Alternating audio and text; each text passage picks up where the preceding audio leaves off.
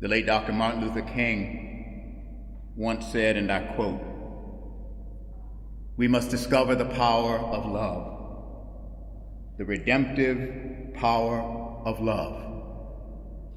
And when we do that, we will make of this old world a new world."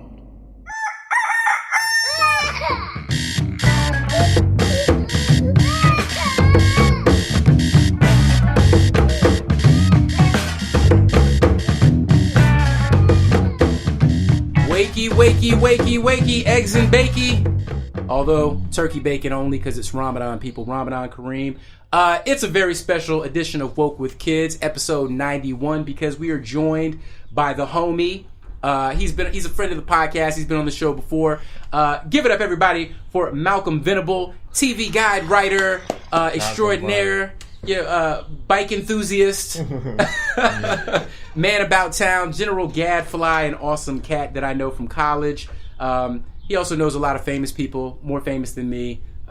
We're happy to have him on the show. Mel is fixing a snack for Ellison right now. She's going to join us very shortly. She's doing her mom duty, getting her thing done. And we got a lot of stuff to talk about. But before we get into, I don't want to get into too much serious stuff. Let's catch up with Malcolm a little bit and see what's going on in life. You know what I mean? And just in the universe. Since the last time we've been catching up for a while. Yeah. So this is not. We didn't just start the podcast, guys. We've been hanging out for a while. This is going to be great because I can see my microphone. I want to look at you. So please do. It makes me feel validated. Yeah, I like looking at you, and so I think this is the best way. If you didn't, it'd be like, I'm gonna stare in this direction. I'm just gonna stare at the mirror, and I'm gonna pretend like you aren't even here. Oh wow, the light just came on. Do I even need that? That's fine. So how long? I don't even remember how long it's been since you were on the podcast last. It feels like a year almost, or something like this. It's crazy. It's been crazy, and since this time, you have been building up your bona fides as a serious TV journalist. I want to say, yes, right. doing the things. Tell us about your life now. What are you up to? What is your life now? Oh man, lots of writing. There's a constant churn of writing things. We were talking a minute ago about being a writer is challenging. And even as a writer, you always want to be doing more.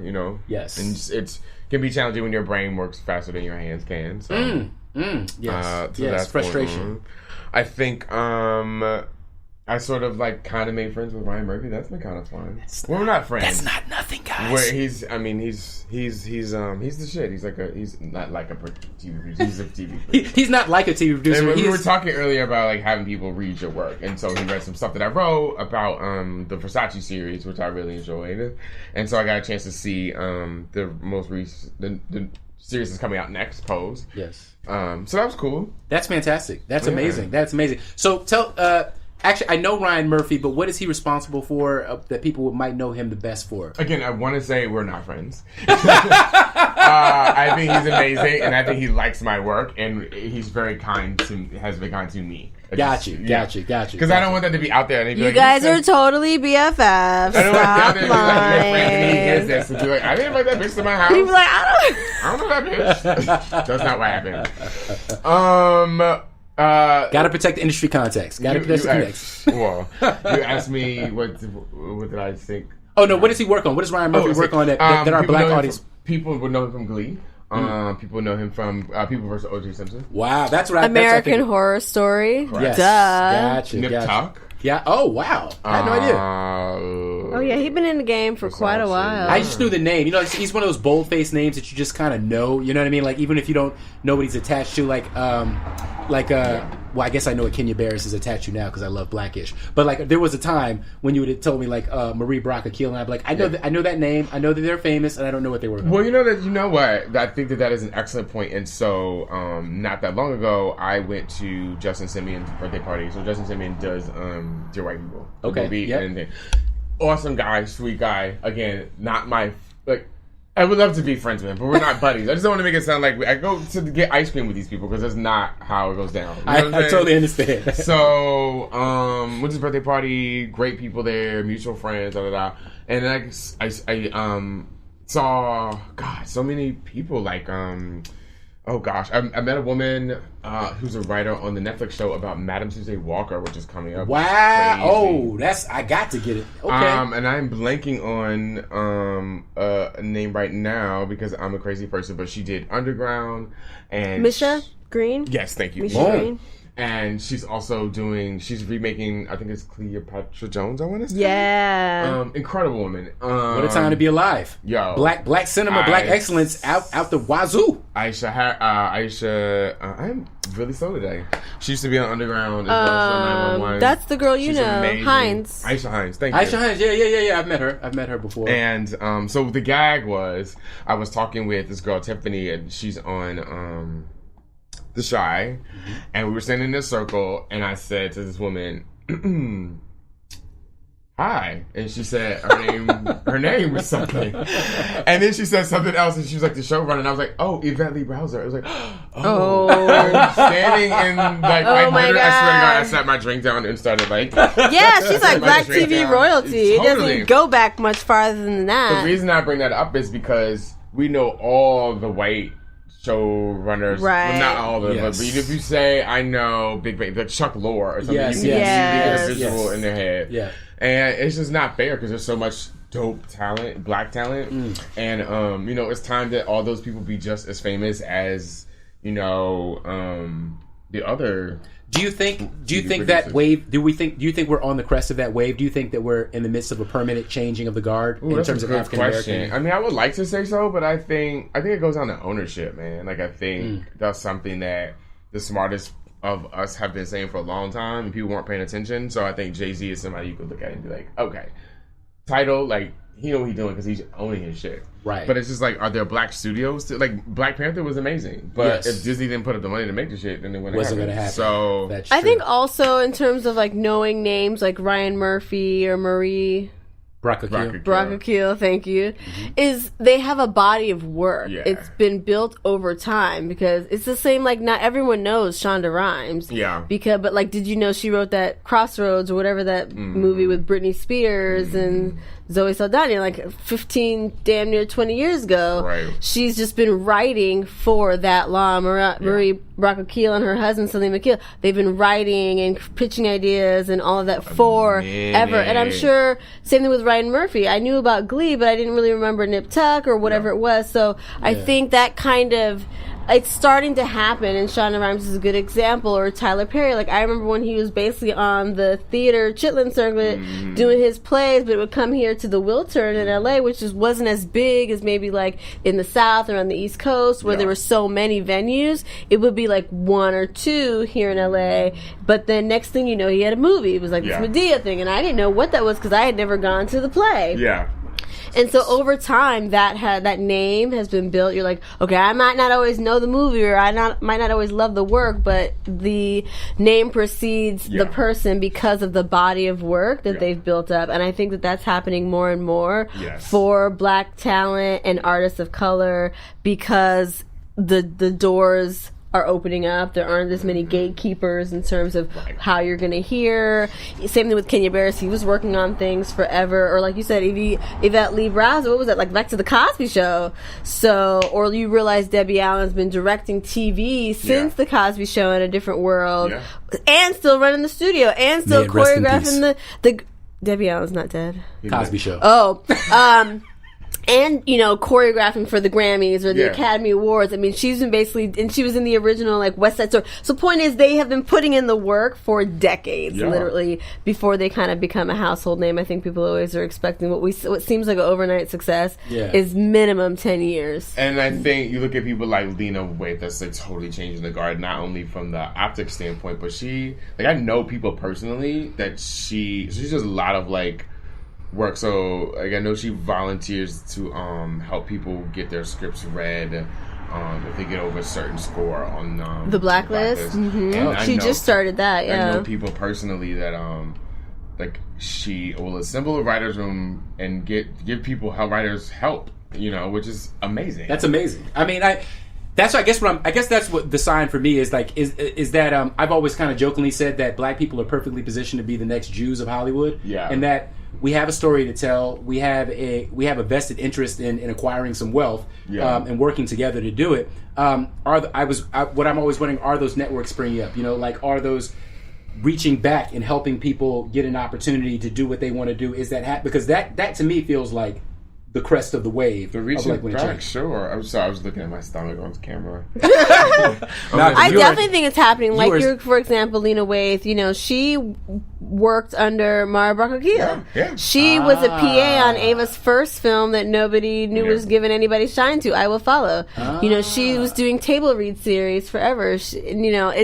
Again, the work has been going on since the minute she got to LA and even before. Yeah. And I think those are both good examples of people who are looking back and saying, hey, if you're ready, if you've been doing the work, then we'll give you this opportunity because you're ready. No one is just throwing things out to anyone who isn't a verifiable hard worker, basically, and master of their craft, because the opportunities are far and few between for the right person. But the competition, it's a buyer's market, so you've really got to be on your AAA plus game, and then people will, I think, gladly help you. Absolutely, I agree with that 100%. I just want to see more Black studio, be in a position to create more. Help is awesome, but I want to see networks owned by.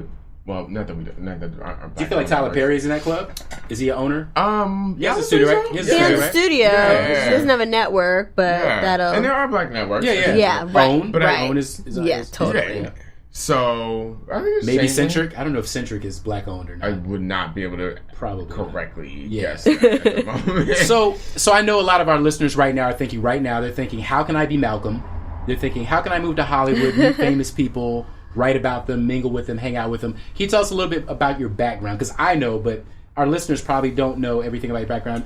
Do you have a degree, sir? Did you spring full-fledged? I got a degree. Do you have to go to school to learn to do what you're doing? It's so funny. I did study. I started writing in high school, so I was working as a journalist for local paper in high school, and then continued that track through college. Oops. And then where I worked as a general assignment reporter for a little while. Okay. So I would cover everything from a school, school budget meeting to a shootout somewhere to and just random stuff. You mean actual local news? Yes. The kind that we don't have anymore. And then went to grad school in New York at Columbia, and I always had a real affinity for magazines. Yep. Because I'm a superficial bitch. No, I like. And a child in the 90s. Yeah. When magazines were a thing. Yeah. Well, I was always very attracted to, the images and that writing and the sort of marriage of them together. And I was particularly interested, one of the things that shaped me for sure was Vibe magazine coming out when we were in high school. That's right. You wrote a very seminal article that we mentioned on the last podcast, but it bears mentioning. I can't remember the exact title, but something the thing of the homo thug. Was it the myth or the? I think that was right. Yeah. Yeah. That was seismic when it came out, because we were still living in the 90s when we were gay men in particular are a certain type of man. Yeah. They look a certain type of way. They talk a certain type of way, and you know who they are. And what it turned out to be was oh no, they look like all the dudes you giving dap to right now. Your man's right now you giving dap to and talking and discussing Biggie Smalls with and listening to Wu-Tang. It shocked me because that whole thing came about. It was my master's project for school. I knew I wanted to write about Black culture, and I knew I wanted to write about music, but I didn't know how. I had an amazing professor. Her name was Phyllis Garland. She used to be a jazz critic she wrote for Ebony and Jet in the 50s and 60s. So I used to run around with Miles Davis and Coltrane and all those people. Fantastic. And so I did not have an idea, and one of my friends took me to this gay club. I think it was in the Bronx. Okay. And it was called the Warehouse, and it was in this sketchy part of the Bronx, and it was it was crazy. There's still plenty of sketchy parts in the Bronx too. So I get inside, and I'm expecting to hear Madonna and Donna Summer and shit, and it's dudes in Timberland's fighting on the floor. I was like, what is going on? And so, a lot of writing, the best writing is just what you see and observe, so that led to that. And then after that, I kept writing for magazines, and then bippity boppity boop. Yeah. Then you did some weird stuff in advertising. Yeah. I don't know why you did that. That's my business, man. Get out of my business. Now you're back in LA and you're writing for TV Guide, and it's wonderful. And I see your Instagram is popping. You're hanging out with celebrities and stars and Shamar Moore and this kind of thing. And it looks very... your other BFF? Right. Just messing. Yes. It looks very fabulous from the outside. What is it like living it? What is It's it? fabulous. My life's fabulous. But my life's fabulous not because of like those people who are all wonderful and amazing people. Yeah. They're kind of like. I mean, it's gonna. No, I'm not gonna say that. It's gonna make me sound bad, but they're sort of like a cherry on the top of my life. My life is fabulous because my parents are alive, and I got great friends, and I work out, and I eat well, and I get to travel, and I do interesting things, and I like my job. Amen. You know what I mean? Like, I wake up in the morning because I feel like I'm doing something that I enjoy. Awesome. And so getting to spend time with those people and meet them is dope because they're inspiring. And obviously, you know, developing relationships with cool people is always dope. But, I mean, yeah. That's fantastic. Well, that's you've heard it from the horse's mouth, guys. If you can hang out with celebrities and get paid to do what you love, then you should do that. You should go ahead and make that happen. Yeah, that's funny. All right, guys. That's all well and good, and that is all lighthearted and fun. But this is not that podcast. This podcast is Woke with Kids, and even though it is daytime and we are not imbibing because we have to. Well, I'm not imbibing. I'm sorry, it's Ramadan. At the same time anyway. Yeah, sorry. It's Ramadan for me, so I'm not imbibing until after dark at the very least. But let's bum you out some with with what we normally talk about. We might as well. What do you guys want to get into? Maybe some. Trump be trumping first, or do you want to wedding? Do you want to? I know. Yeah, did you watch it? I didn't watch it. On Instagram. I did too. Which is enough for me. Let's talk about the wedding. Part of me was like, oh, it might be cool to see, but I never took the step to figure out what time I would have to wake up. To see it. And honestly, it worked out perfect for me because I woke up, checked Instagram, of course, because I'm a superficial bitch. And Leslie from Saturday Night Live, what's her last name? Jones. Thank Leslie you. Jones, right. As she's wont to do when there's a big like international event, she kind of like live stories it. Okay. So basically, I just stumbled across her feed right away, and she had like the 5 main scenes with commentary, and it was hilarious. So it was like the black dude on the cello, the preacher, the black choir, the mama with her locks and everything. It was everything I needed. It was like, oh, cool, caught it. I was like, caught the commentary, and it was blacker than probably the queen herself had ever imagined. And my best friend called me today. He was like, I need you to be a better gay because you're not into this now. I guess. The fact that she's a black woman interests me, but otherwise I'd be like, okay. But I still, I watched it like through Instagram or whatever. I agree. I thought it was fantastic. Well, there are some. Let's see. They look really cute and happy. So what else do you think about a wedding? She's gorgeous. Well, Did you watch the show? This is a little bit of Reverend. See, I knew Michael the guy Curry. Patrick J. Adams. We went to school together. So initially I watched it to check it out, and then I got really into it. And of course, Gina Torres. So I watched it. We watched it about 3-4 seasons.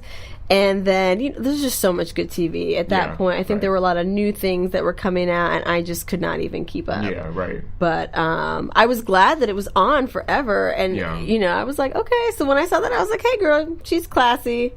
Classy, sassy, Kool-Aid with the kale. So I was happy for them. See, it's the whole. I mean, the orchestration of all that blackness is very cunning. I love it. I live for it. I was gonna say that was the most impressive part to me is that they snuck in a shit ton of blackness in there. First, they had an American black minister marry them. Yeah. So this guy's talking about Martin Luther King and like they got a black choir singing in the back. I was like, you know what? I finally get it now. Meghan didn't marry to a royal family. Harry married into a black family. Bro. I've been seeing this I've been seeing this ever since Kendrick got the Pulitzer, because it's like when Kendrick got I was like, wait, so you saying the Pulitzer just gave itself a Kendrick? You see? It's like, because wasn't nobody studying this. Nobody was sitting around thinking about the royal family or thinking about the Pulitzer, and then all of a sudden you add a little blackness to it. Then it's like, oh my god, this is so new, this is so trendy, this is so on, And I love the fact that all the traditionalists are losing their shit over there. Like all the royal traditionalists who are like, royals don't hug, royals don't, take political causes, all this kind of stuff. And Meghan Markle was like, I'm doing all that shit. You ain't doing that. I'm doing all that. I just can't wait till they bring the baby to Compton. Because I feel like, I was telling one of my friends, like, can you imagine, because like every black family, you know what I mean? Like, she got some cousins that was like trying to get over there. That wasn't invited, but was like gonna make a way, like with t-shirts and shit.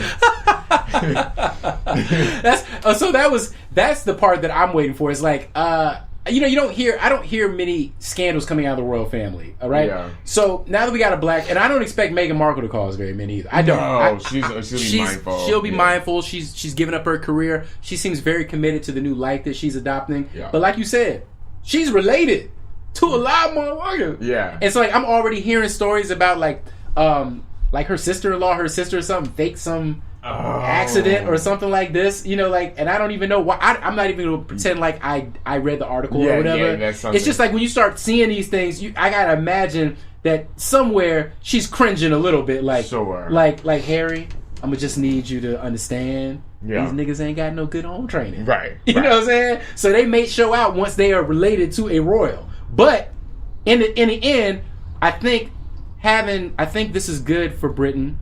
I think this is good for the world. I'm a little conflicted though in that I don't know why we as Americans give a fuck about royal weddings, because it's kind of like against our ethos politically. But follow me here. But with Trump, I feel like Trump might be our first king. Like he might be the first American king. I don't know if he's leaving office yet. It remains to be seen, is what I'm saying. Like the amount of things that he's been able to get away with, and the amount of things that he seems invulnerable to that other presidents have been. Yeah, I mean, my mind definitely has thought like, what if he tries to stay longer? But I don't want to entertain. I don't want to think about it either. But what I am getting at is that it does seem like overall there is a renewed acceptance and veneration for the institution of sort of royalty, of nobility, of aristocracy, of people who are just born better than us. You see what I'm saying? And I wonder if this wedding isn't just sort of an example of that shit.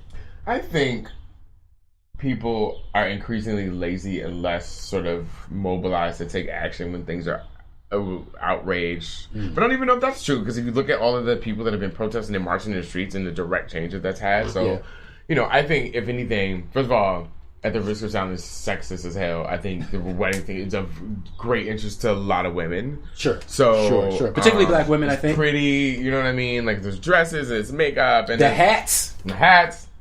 And then I think a lot of people love the pageantry of that sort of thing. Yeah. And also I think history too that people love. And then I also think actually it's the sort of opposite of what you're saying, frankly. It's like we have so little formality left.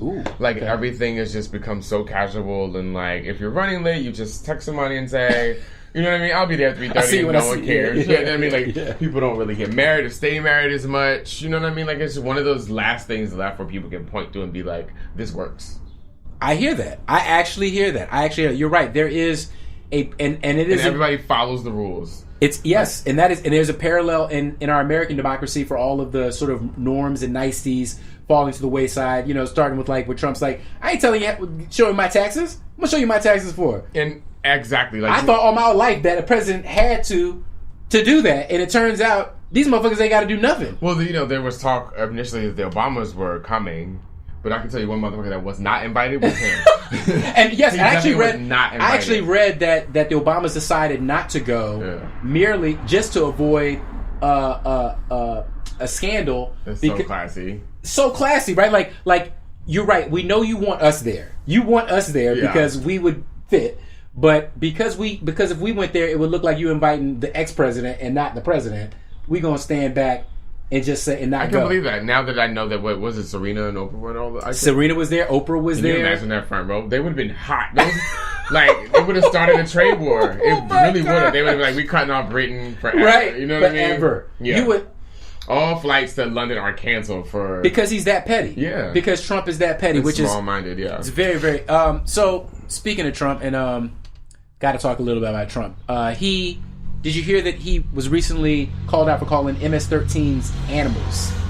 You know what MS-13 is? Me. It's a Mexican gang. Mexican gang, right. And he called animals. And so, obviously, we on the liberal side, quote-unquote side, didn't like that because we don't like being called names. And so we said, don't call them animals. And now, I feel like the reaction on the right is to frame it as if liberals are people who don't want to call people animals or rapists or terrorists or whatever fuck these labels that we label people are. Is now the idea is like, we're coddling or like we're somehow complicit in what MS-13 does. And I find this it's just really interesting that there's no daylight. There's so much daylight now between the interpretation of similar facts, right?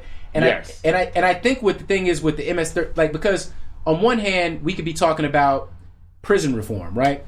The idea behind prison reform, I think, is that you send people to prison, and when they come out, they seem to be doing bad things and going back to prison, and that just costs us more money in the long term, and nobody ever gets better. Nobody gets reformed or redeemed. And prison reform is aimed at changing that system to rehabilitate people rather than just punish them for bad things they've done. So I guess the problem with calling someone an animal is that the minute you call them an animal, you don't rehabilitate animals. You know what I mean? Like if a dog bites you on the ankle, that motherfucker gotta die. That's it. Dog is dead. He gotta die. I don't give a fuck about the animal anymore. Mm-hmm. So, and this does have a point. It's not a Shaggy Dog story. And then we hear Meek Mill, who just recently got released, was going to go meet with Donald Trump to talk about prison reform, and he said no, and he backed out. He backed out at the last minute, and I can imagine a lot of reasons for him backing out. But I feel somehow that it's connected the fact that Donald Trump feels comfortable calling people animals and doubling down on it, saying they're animals, and I'm gonna call them motherfucking animals anytime I feel like calling them animals. And also his willingness to actually be serious and be a serious, have a serious role in prison reform or anything like that. Mm-hmm. Am I just talking shit, or is that? No, I was just sort of waiting for you to finish because I was going to interrupt you. I just wanted you to finish. No, then you were. See, I'm not used to people letting me talk because I'm married, so you got to just cut me off. Well, I mean, okay. I do think there are some people in the world who display like behavior that by definition would be considered like savage or animalistic for sure. Yeah. Like I don't want to call any particular culture out, but the idea that you would like, I don't know, throw acid in your someone's face for having sex outside of marriage is barbaric. That's barbaric. Yes, but we can agree on that. In context, Donald Trump is a person who openly admitted to grabbing women by the pussy. I moved on her, actually. She was down in Palm Beach. I moved on her, and I failed. I'll admit it. Whoa. I did try and her. She was married. I gotta use some Tic Tacs just in case I start kissing her. I'm automatically attracted to beautiful. I just start kissing them. It's like a magnet. You just kiss. I don't even wait. And when you're a star, they let you do it. You can do anything. He's distracting. So while he's calling people animals, we're distracted from the fact that, for instance, he just reversed course on tariffs and a Chinese company, ZTE, coincidentally at the same time that they decided to invest hundreds of millions of dollars in a new tower in like Indonesia or some shit like this. Mm-hmm. And I don't think I've ever lived in a time where the corruption has been quite... It's blatant. Like, it's not even veiled. Yeah, I'm doing it. Yeah. Yeah, he deserved to die.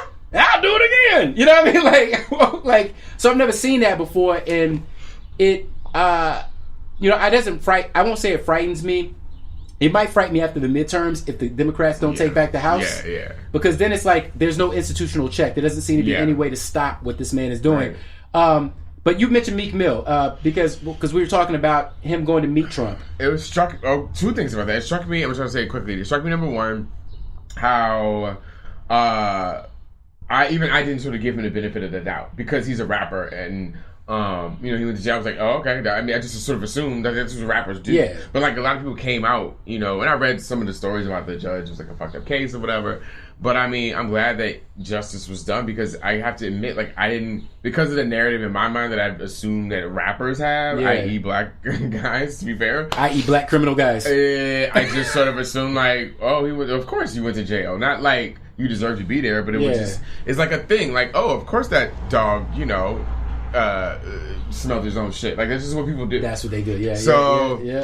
And then, going to see the White House. So I think, obviously, he would have gotten a lot of flack for that in the community, but I also think that, there's something to be said for going to somebody and standing up to them and looking them in the face and telling them they're a horrible person. So, quick story. When I was working in advertising, I worked in a campaign and had a chance to go to the governor's mansion, and at this time, a particular governor was somebody that I despise, who actually later on ended up getting indicted and charged with some federal crime shit.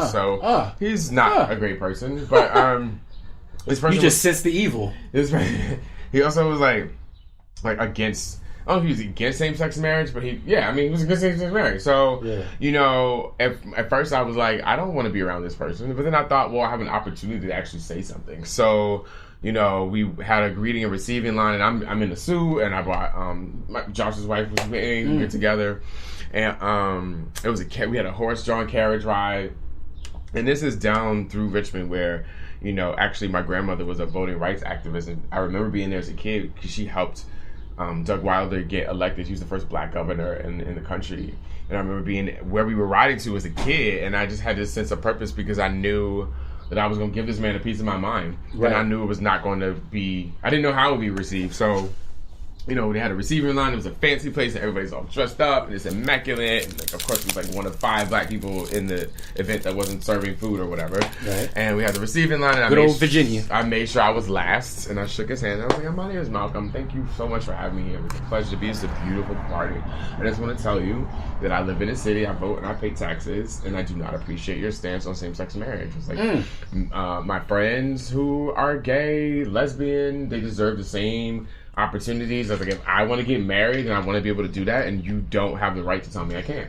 Thank you for having me. It was such a lovely time. And I walked the fuck away. Boop. And I was like, I didn't know if I was going to get kicked out or whatever, but I know, and in the moment you're terrified, you're like, oh shit, what's going to happen? But then you stop being scared. It's like, he's just a person. I'm doing it. And he's looking in my eyes, and he was shook. So I say that to say, he was shook. Yeah, I think that no person in their right mind would want to go and be around Trump and be part of that. To me, right. But there is something to be said for showing up, because who is the actress? Eartha Kitt did it at the White House. Oh yes. There's something to be said for showing up and telling them what the fuck you think. That's real. They can avoid your tweets and your mail and your phone calls, but they can't avoid you when you're standing there looking them in the face. That's real. I mean, contrast that with we were talking about Meek Mill and he was going to go talk to Donald Trump and then backed out at the last minute. Now, can contrast that to a Steve Harvey or a Kanye West when Trump was first elected, and they actually did go up, to meet with him, and they did catch hell from our community. We did not. Great many of us did not appreciate them because they seem like they smell of opportunism. That's what it is. Right. Okay. So I guess that is the crucial thing. But then there's also a question, and you tell me how you react to this. You can come on in here, man. It doesn't matter. Also, what was Meek Mill going to talk about? Parole stuff? I just feel again, without a history of speaking out against oppression to any administration, local, Obamas, whoever, it seems a little odd for certain random celebrities. They might be like, thank you. To all of a sudden be invited and expected to somehow be the person that is going to talk, like Kanye or Steve Harvey. It's when that's not what this is. Nobody was getting a D-Ray, D-Ray wasn't getting invited. Angela Rye wasn't getting invited. Yes. April Ryan wasn't. She's been in the White House correspondence for decades. Joy Reid wasn't getting invited. Well, they never will be. Sure, but you know what I mean? So maybe those are, as journalists, maybe that isn't a good example. That's but why we have to rely on Meek Mill. I would much rather have Meek Mill go meet Donald Trump than Kanye West or Steve Harvey combined. Like you were saying, even a Jay-Z or Common or someone who is also using their artistry and the proceeds and the celebrity and opportunity to help people, or even a Don Cheadle, or you know what I mean, where it isn't just so flashy or even smelling of opportunism, where it's kind of out of left field, where the most impact is going to be from a popularity standpoint as opposed to any real value going to people who need it. Yeah, that's a good point. That's an extremely good point about the messenger, basically the messenger that we're sending. But there's also the question of has Donald Trump shown us anything that even remotely looks like good faith? Do you know what I mean? Never. My question unless at this point, not me. To do with blonde, big city white women. Well, it's either money, even money, white agricultural businesses are oh shit, I fucked up. Yeah. Even the quote unquote the white people or whoever voted for economic reasons are not benefiting unless you were already part of the 1%. Exactly. You really have not benefited at all from any policies that have actually gone through, and they never will, and some of them are starting to realize that. It's like, what does it have? There's like, do they have to come and take your house? Yeah. For you to get it? Yeah. And the only other interest that he cares about was the pro-Israel lobby. His son-in-law. I mean, they managed to move that embassy. Like, what? Everyone, every possible administration for decades has been like, we're not trying to start more shit in the area, That's so we're not, and we're going to at least pretend that we are still on board with the two-state solution, which is what everyone has been doing. So the one thing you couldn't do was balls out move the Israeli embassy or the American embassy to Jerusalem. So the fact that he did that and then he passed that tax cut, it just lets you know whose interests he is paying attention to. He's not an idiot. I think it's all smoke and mirrors. I think he is an idiot, but in terms of he knows who to listen to. Like at the end of the game, when it's like, okay, we're going to manage to get 3 things done, he's listening to certain people. It's his son-in-law. Yeah. It's, it's that kind of contingent. now. It is, also like the whole tax thing, because he's rich. He gets that. Those are his friends or his peers. People he knew before he was in office, that 1% who was going to benefit from a state tax that like never occurred again, things like that. So I think anyone who truly thought that he had any goodwill towards someone who was not already part of his circle and lifestyle, I mean, it was just a fucking idiot. I understand being hopeful, but that's what I mean. It's like it was so obvious. I think the writing on the wall, but I think that's what is a whole society starting to realize, that black people are not the only niggers anymore. Yeah. Right? Absolutely. So all over Absolutely. is sometimes the Muslims is the niggas. Yeah. Sometimes the Mexicans is the niggas. Sometimes so now it's like, oh, you're an athlete and you doing some shit we don't like. So now you the nigga. Okay, now it's this and that. So it's slowly all the threads are coming pulled apart, and the myth of America that we're this melting pot and we welcome everyone and there's opportunity for all and all that bullshit is finally slowly unraveling and being exposed for the basically white supremacist society that it always was. And so everyone is starting to, and that's where I think that's why we get these young white kids shooting shit up. Over what if we had 228 school shootings? It's not just mass shootings. We have motherfucking mass shootings. We have the highest over 200 school shootings just in 2018 alone. This is the young children. More this kids have died than servicemen. I read that as well. Yeah. That's the kids. I'm just saying, everyone is getting hip to the game. Like everyone is like, "What the fuck is happening here?" So you just said a lot right there. So let's unpack some of that. Let's unpack some of that. Curse all in here. Let's unpack some of that. So one thing you mentioned there is that don't say that. Okay, the administration, Trump administration, did move the embassy from what was it, Tel Aviv? Yes, Tel Aviv. From Tel Aviv to Jerusalem, and almost immediately, people started to die. Almost immediately, like a light switch was. Almost immediately, Gazans started to have a peaceful protest, marching on the fences, which separated them, which currently corral them and keep them on this worthless land that nobody can live on. They started to march and protest this because it is strange that these people who lived in this land before Israelis got there can no longer even go on this land. So they're marching, and then the Israeli army opens up with live rounds on them and actually kills, I don't even know how many people, over a dozen people. I don't have the number in front of me right now. So many people. So guys, forgive me. I'm not Googling this because I just want to have a conversation about it.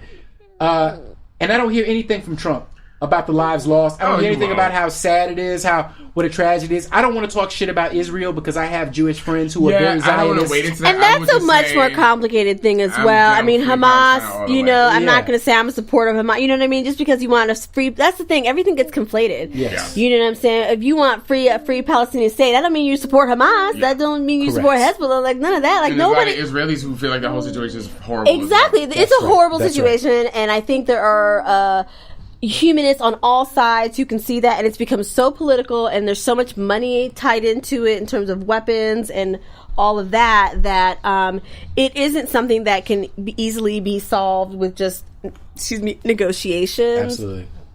And in terms of moving the embassy, it's like it's a big thing, but it's a small thing compared to how much really needs to be unpacked and addressed for there really to be quote unquote peace in the Middle East, which is why they could get away with doing it. Yeah, well, although it would start conflict, there's already so much conflict. Well, and another interesting thing about Israel, it's not going to start another intifada, basically. Right. And they knew that. And that's what it looks like it's boiling towards. But they might not even have to do that because eventually there will simply be more Palestinians than Jews in that area.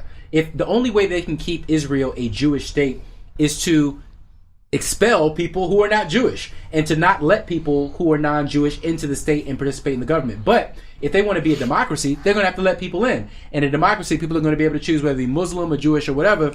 And eventually what you're going to have is a situation like South Africa where you're going to have a ruling class of people over a larger majority of people who do not share those views and don't look like them. And then what do you do? You know? And then what does Israel do? Aren't there parts of South Africa people like taking back farms and stuff? Was that different in country? Well, no, that's the same guy. I don't know how it's actually begun, but the government is saying, like, you know what? Actually, y'all Ethiopians, y'all really ain't Jewish. We need to take some of his land back. Yeah. I mean, like a lot of I want to get into that because I'm not an Israeli and I don't study that as much. I'm but free Palestine all the way though. I'm free. All the Catholics. I'm free oppressed people all over the Universal world. human dignity. Yes, exactly. That's what we say. Universal human dignity in the show. The other thing you brought up in your last talk paragraph of thought was the shootings in Santa Fe, right? So there was a shooting that just happened this week, and I know the first thing that came to my mind, I don't know about you guys, was God damn, again? Like it seemed like this shit just happened. Because it did. Like it just happened. It did just happen. Did. And I don't want to put mine on. So again, I think dozen people got killed, another dozen Most injured. of them were students. He was an outright neo-Nazi whose Facebook and social media pages were filled with Nazi propaganda. He got AR-15s, of course, from his father in one of the states with the loosest gun laws. He had also planted bombs around the school and the neighborhood. I mean, this was no rant. Like, this was just so not random. I mean, that level of planning, it was basically premeditated murder, which is terrorism. That's fucking terrorism. I don't care how old he was is such or what a color nice he young is. man. No one ever thought he would do a thing like this. And someone brought up a good point, how if he was Muslim or black, it would be like, let's scour his social media to understand how he was so radicalized. Oh, it must have been Black Lives Matter literature. Oh, it must have been ISIS groups. Yes. Well, it's like, how come we aren't investigating these neo-fucking-Nazi groups? Right. That's right. Who fucking radicalized this motherfucker? And to be fair, this may be a failure of the media because I do know that the Justice Department and FBI are actively investigating those kind of groups. They keep tabs on those type of groups. They, so they are watching these American domestic terrorist groups. That's I don't want to misrepresent as if that's never happening, but I would say less so under Jeff Sessions than under Eric Holder. Probably less so under Jeff Sessions for sure. But also, I think this is a failure of the media because the media doesn't talk about these groups very much. I remember back in the 90s after, not Columbine, who was the guy, the Unabomber. Yeah. After the Unabomber, there was a moment where it was like, oh shit, this is real. Like, these white guys are out here. And so I heard all this, reporting about the militias up in Montana and, and all these, you heard about those groups in Idaho. Shit out in Texas not that long ago? Was it Texas? Was a gang members? They had like an open gun battle on the streets for like a minute, like a day or so. If I'm not mistaken. So I'm saying, like, this stuff I feel like this stuff used to get more traction on the news, but what has happened is that the news has abdicated its responsibility to cover shit that affects us directly and instead covers the soap opera that politics has become because it's so much easier to cover. All you have to do is listen to what people say and then describe why you should be outraged, right? Absolutely. As opposed to reporting, which is telling you. I mean, I don't even know what local reporting looks like anymore. Well, I think a lot of that has to do with a lot of other factors, like people don't read as much, so organizations don't have as much money to hire the people required to go out and get those kinds of stories and do the reporting and the work. Because it takes a lot of time,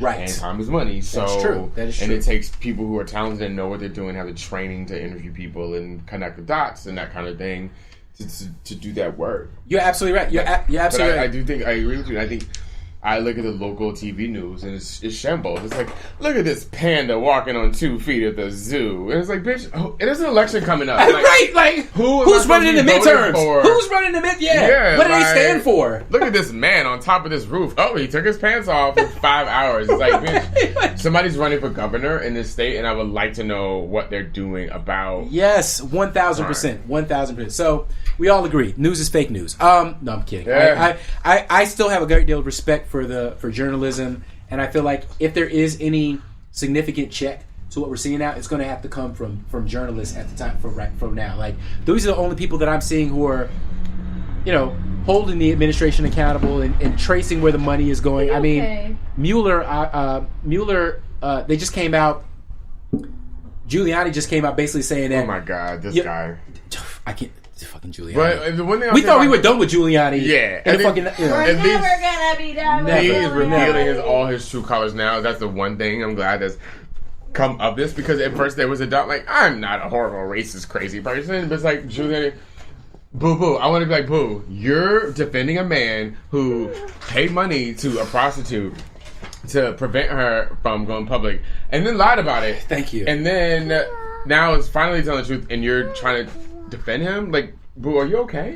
What even do you think you're getting out of this? Do you think you're getting a job? Do you think you're going to be like... That's the other thing. It's like Michael Attorney General or something? Nothing. He turned on him too. It's like everybody that gets involved with that guy ends up getting screwed. I think he must think he's going to be Attorney General, right? He must think he's going to drop Sessions and put him in the slot, and that's why he's going through. Because I mean, you guys already know the narrative. The day he's hired, he gets on the news and he confesses to the one thing that Trump has been denying for like months, and then I don't really get it all that. If you guys are into legal shit, but now Giuliani came out and he said that essentially Mueller admitted to him that at the end of all of this, they're not even going to try to indict Trump, because you can't indict a sitting president from that position. All he can do is make a recommendation, and then we got to rely on Congress and the Senate to do their jobs and that shit. And I'm like, with the Republican Senate and the Republican Congress, they're not going to do anything. I don't believe that he was told that.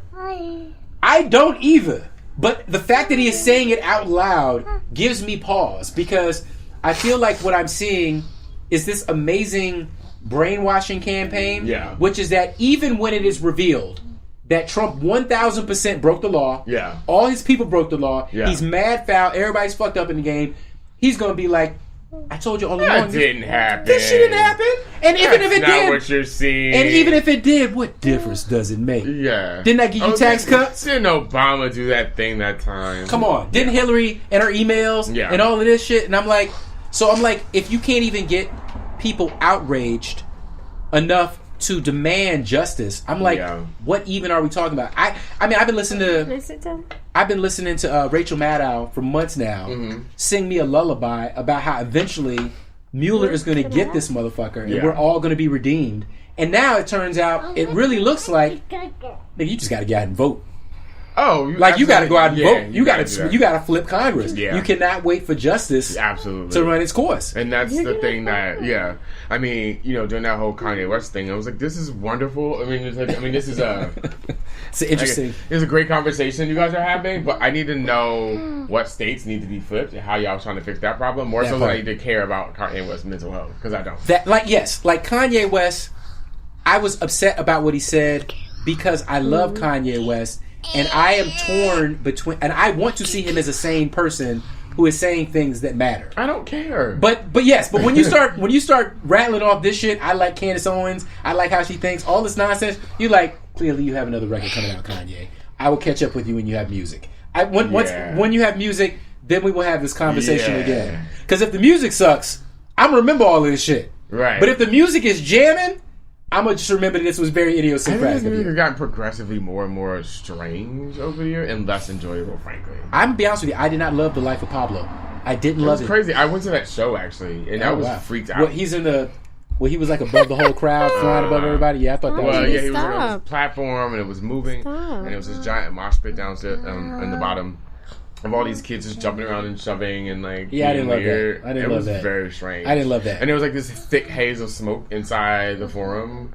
and the people were rude. It just was a horrible experience. Yeah, that's not good. Fuck that shit. Fuck Kanye. Fuck that shit. Fuck Kanye, R. Kelly, Extentencion. Actually, I do have to ask you about this. How do you feel about Spotify banning / blackballing artists? I mean, we all know we're against R. Kelly. We all know we don't fuck with R. Kelly and shit. So I'm not. I just say, the first time I heard R. Kelly in high school, I was immediately freaked out. My best friend was this girl that we used to like mess around. You know what I mean? Like, your child's here, so I'm not gonna say things. But we used to do stuff when we were little kids. Well, 13, 14. I got in her car.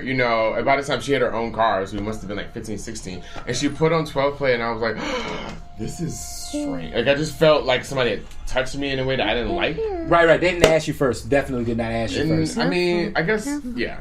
So anyway, I mean, that's what the people want. I think, I guess we're at that time now when people are unwilling to sort of maintain the illusion or maintain the separation between like public figures, entertainers, and what they do and say and things. Sure. And I guess it's fine. You know what I mean? I guess I grew up in a different era. Was like you just didn't know those things. Like, you just didn't know. People had enough sense to like keep their mouth shut and not film their business and not say everything they thought. That's right. So they had the what is the word? The veneer of decorum intact that was still in place. And but yeah, like if somebody's horrible, then I don't like. Azealia Banks is a perfect example. I think she's so talented and so dope, and I've always loved her music. Yep. And like, I was kind of like riding with her up until this Cardi B thing, and I'm like, sis, enough. Like I can't even play music anymore because now I play it and listen to it. Like this bitch is just like, come on, yo. I was just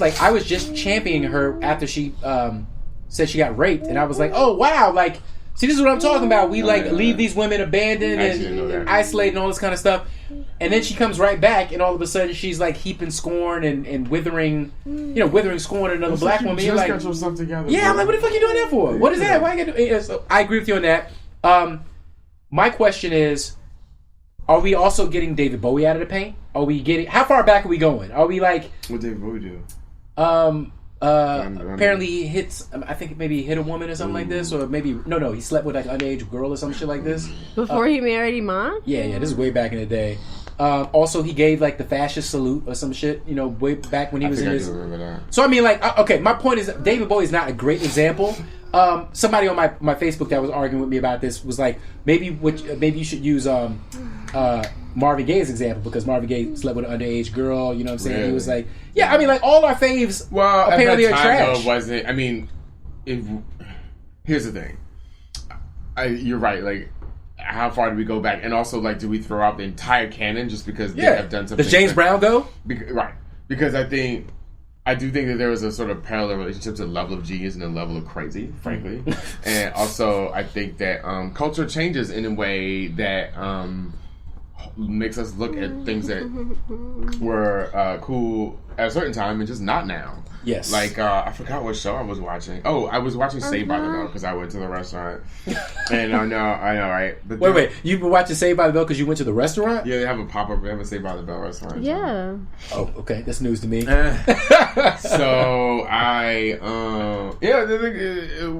one of the characters was like dating a professor, like dating her boss at the restaurant, and it's just in high school. And then I think there was a joke. Zach was joking with Kelly about like, you didn't happen to know that we have those spy cameras in the locker room. Like, that shit was funny in the 80s. Like, we would look at those comedies where they'd be looking at women getting undressed in the locker room. Like, or Revenge of the Nerds. Revenge of the Nerds. Yes. That was classic comedy at the time. Now it's like, oh shit, you are a pervert. It's real bad. Like, you stealthed that girl. Like, you raped that girl in the moon jumper. To look at that now and be like, haha, they're staring at women getting undressed in the locker room without their consent. So... I mean, that's the least of it. The dude puts on a mask, pretends to be another guy, and has sex with a woman. Wait, what? In Revenge of the Nerds. I don't know. In Revenge of the Nerds, he puts on the Darth Vader mask and he goes into the moon thing. Okay. And then he's like, and then they have sex, and then afterwards he takes off. And she's like, "Oh my God, you're a nerd!" Yeah. And he's like, "Yeah, but it was good or whatever." And so we're supposed to be like, it was okay because the sex was good. Yeah, that's how you know a man. There was no women writing on it. If they did, they gave them a hard ass time. None. So I mean, okay. So anyways, I might be some people think that makes no difference, whatever. Maybe I'm the only one that's getting up in arms about it, because what I'm concerned about is in the future, the policy is just around hateful actions and hateful content. My thing is, I'm like, if you had this policy when NWA was out, did these niggas get promoted? Hateful content? They're talking. Or Eminem when he comes out. I feel the same way about cultural appropriation, because we wouldn't have had Wu-Tang Clan. Damn. Like, how dare these men Yo, that's real.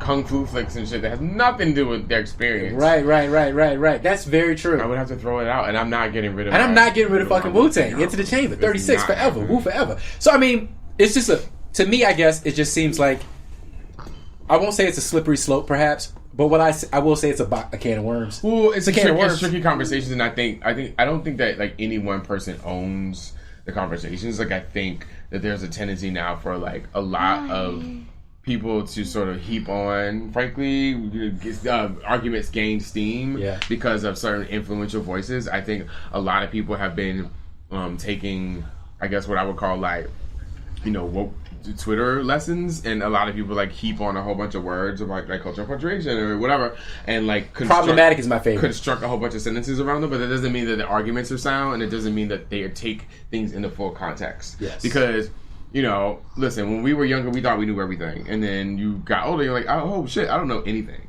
And so, you know what I mean? Like, a lot of this generation, they weren't around. They don't know. As us being kids of the 70s, we know stuff that goes back to like 50s and stuff, because it's our parents. It was a living memory. Yeah, but like, there's a lot of people, their attention span memory only goes back to like 1984. That scares the shit out of me too. Is that people seem increasingly unable to recall any period beyond the last news cycle. Yeah.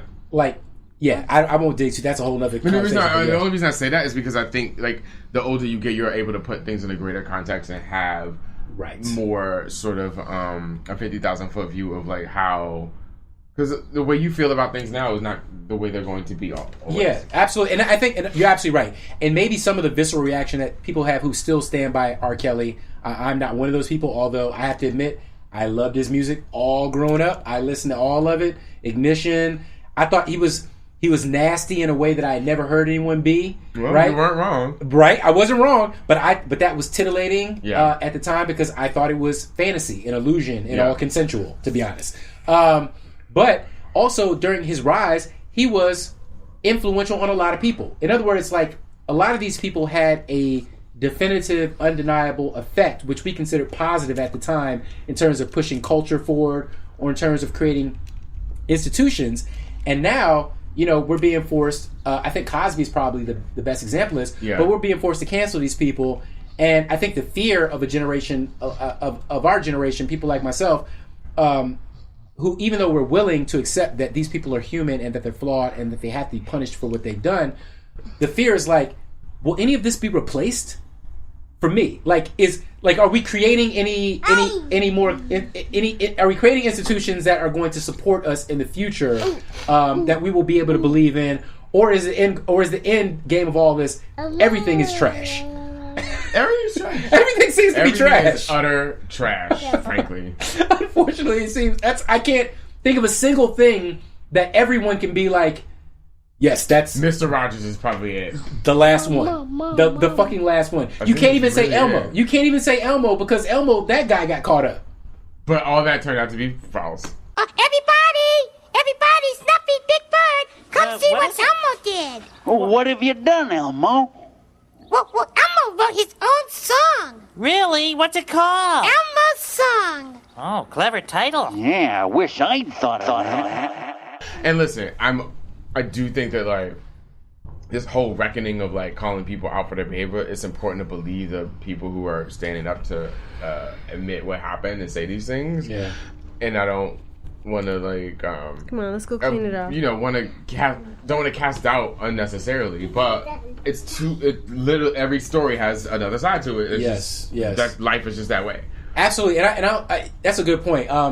Sorry for the break, guys, in the podcast. A little technical difficulty there, but I think you got the gist of what we're talking about. We're just discussing, people that we thought were great in the past that we're canceling now, but and how everything is trash right now. There's no one we agree on except Mr. Rogers, apparently. But yeah, that's the other thing about, like, once people are canceled, can they be redeemed? You know, like with the guy who voiced Kevin Clash, yeah. Kevin Clash, who voiced Elmo. We never got the follow-up story on, like, well, it's all bullshit. Yeah. Can he go back to work now? Can he now be Elmo again? Yes. Oh, he is. Okay. I don't know that he's doing that. He might be, actually. He's fine. Like, okay, he's fine. Okay, great. Because everybody that knew him and worked with him knew it was bullshit. Okay, I see. Well, I think that's increasingly rare. It seems, that people are willing to, because, like, nowadays it seems like the minute it comes out, they sever the connection, and then they go, all right, now we'll investigate this shit. Well, I think that more than likely, a lot of times when it comes out, that, like somebody like Matt Lauer, for example. Yeah. Like, by the time it comes out at that level, it's enough corroboration of the story that, people know. Yeah. People know that's, people know. Yeah. What about I don't know if I'm pronouncing his name right. Junot Diaz. Oh yeah. So he was like this big advocate. He wrote he was beloved by the liberal elite. He wrote these stories that were about sexist men. Yeah. Getting their comeuppances in a very weird kind of foreshadowing kind of way. And then he gets caught up as being an abuser. Yeah, then he's like, was he by hitting women and shit? I don't know if he was hitting them or whether he was manipulating them sexually or this kind of thing. But whatever it is, the point it wasn't that cool. I remember like not being cool. It was not cool. It was very bad. It was so bad that he was on the board for, was it the Nobel or the Pulitzer or some shit like this? That sounds right. And then they can't. But they didn't give it out this year because his situation was in doubt, was so sketchy. But I saw this interesting headline, and the question was, at what point do we start having the conversation? And as men, I don't even know if we're part of this conversation, to be honest. Mm-hmm. But at what point do women start having a conversation about the redemption of some of these people? Like, can any of these people be redeemed? I think it's levels. Like, Harvey Weinstein is not going to be redeemed. No. He should go away forever. Yes. But like, Aziz Ansari, like, meh. Yeah. Right, that's what I'm saying. Like, a guy, like, he tried to fuck you. You came to his house. You ate his. He ate your pussy. Like, yeah. I'm sorry you felt bad, but shit happens. Like, I don't think that he should be punished forever for like being a little bit of an asshole. Yeah, but that seems like the penalty should be don't sleep with him no more. Like, don't ever fuck with him no more. Because I've had sex with women and it was bad, and they haven't called me for sex anymore. That was the punishment. You know what I mean? That's how that worked. I'm not coming here for sex anymore. Yeah, I didn't. That's enough. Punishment. I didn't take the pussy. I'm not getting any further. So, and I think that might be a part of it. But I was talking about this on We Come From Bad News, which is a podcast I have with my man Al, and I was acknowledging that this is a power. This is a newfound power that women have created for themselves. Somebody just rolled up in the driveway. Oh, the bike. Hold on. That's it. So, yeah, they just went away to do some adulting. Looks like a neighbor rolled up and. Oh, you share a parking space? Is that it? We got my landlord lives in the back. Oh. Yeah. We rent this place. That's why we can never leave, because we pay such amazing rent. And that's his girlfriend. So I'm more afraid of pissing off his girlfriend than I am him. Well, because he won't care. He ain't gonna care. Yeah, when you piss her off. Right. I'm not paying her rent. I'm paying him. Yeah, exactly. So I want everyone to be happy. This is a utopia that we live in here. But what we're talking about is what were we just talking about? Women have created for themselves this power, right? This new power, this new authority. This feminine council, right? Like, what they can get men canceled, which I think is long overdue. I truly believe this. I think that women, this is well-deserved power. I think they should have it. But now I think as a man now, I have questions. My questions are not stupid shit like, well, can you hug a woman now, or no. Can you pat a woman on the shoulder back? That's not my questions. My questions are, once you have been accused, once you're in the system, what is the proper way to defend yourself if you feel like you should defend yourself, and what is the proper way to seek redemption, you know? Well, obviously, you won't have to if you didn't do anything fucked up in the first place. So there's that. Amen. Amen. Let's see. Ooh, I don't know. I never. You know what I mean? Like it's just. I feel like I need to ask Mel, but she's about to leave. Mel, can you answer one more question before you leave? Because I need a female perspective on this. We were just talking. I was just acknowledging that women have created this enormous power for themselves recently, which I think is long overdue, and that it's well deserved, and that women should have it.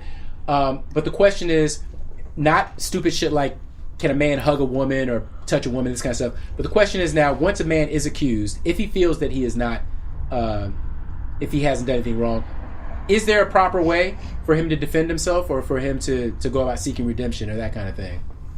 Well, I think I don't know so much about like this one proper way, but I think what has consistently been the wrong way is to basically undermine the validity of what the other person is saying. Every single man just comes off as defensive, which means like, well, what the fuck do you gotta hide? Right. I think a good example, although we're not privy to the investigation, is the Buddhist teacher Noah Levine here in Los Angeles. Oh yeah. He runs this huge Buddhist network and recovery, because he used to be like a punk rocker, drug addict, and he found Buddhism and became sober and lives that lifestyle, and he's a teacher and has this recovery center and all that. And then so we get regular emails about the meetups. Yep. Next thing you know, there's an email like, just have to let everybody know, founder and teacher has been accused of sexual misconduct with a woman he was dating from the thing. And we're like, whoa, huh? Next 2 days later, we get an email from Noah himself saying like, hey, y'all probably read the first email from the board. Literally, this is what it was. It was like from the board saying this. And he was like, I just want to be clear, this was not what I'm not accused, I'm not guilty. But it was never like, she's a slut, she did this, she did that, this is why I don't believe her. And because specifically the whole organization is built around Buddhist teachings, they've been really, I thought, good about emphasizing that we're trying to we know this is a sensitive issue, but we're going to attempt to we're having a investigation. Yep. B, Noah is basically stepping down from being CEO of the board and all of that, so we can handle this.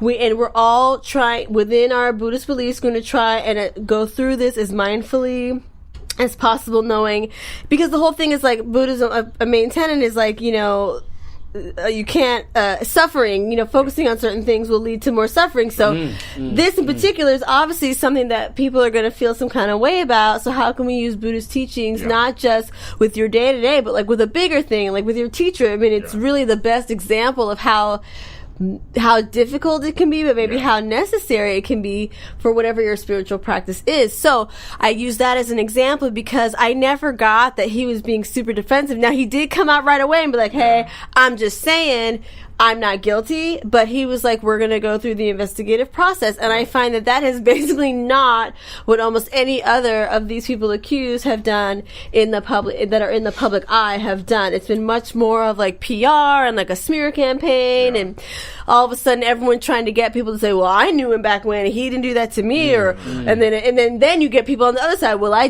knew him back when too, and he totally did this to me. So I think there is a way to acknowledge that we need to have an investigation. I maintain my innocence, but if you are innocent, why the defensiveness? That's real. And also knowing, I mean, like even on a person to person in everyday life, the second you get defensive in that, the communication breaks down. You can't even make your point if all of a sudden you're yelling and accusing other people of shit, because that means something that they said triggered you. So again, as an outsider, it's like, well, seemed like something's going on.